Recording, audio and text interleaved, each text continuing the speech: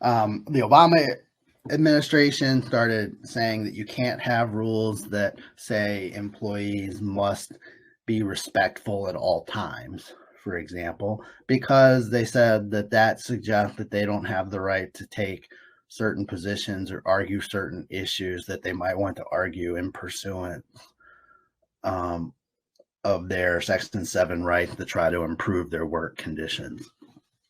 So right now, civility rules are presumptively lawful, but that could easily change under the current board.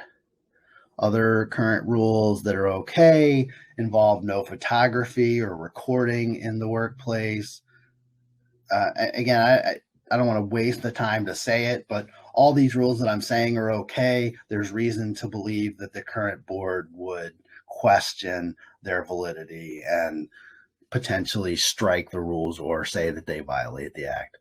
Prohibitions of insubordination, non-cooperation, and conduct negatively affecting operations, disruptive behavior rules, protections of confidential, proprietary, and customer information.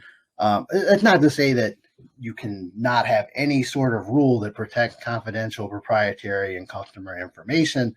You just have to be more careful how you write it under the current board, because they're going to parse it more closely and try to find a way that they can say it chills an employee's exercise of their Section 7 rights, or arguably deters them from doing something that they might have the right to do. And keep in mind, sometimes these cases come up because someone has been disciplined for violating a rule that the board then looks at whether the rule is lawful itself. But what was happening, especially under the Obama board, was companies were being literally brought up on charges just because they had the rule. Merely having the rule itself could be a violation of the National Labor Relations Act.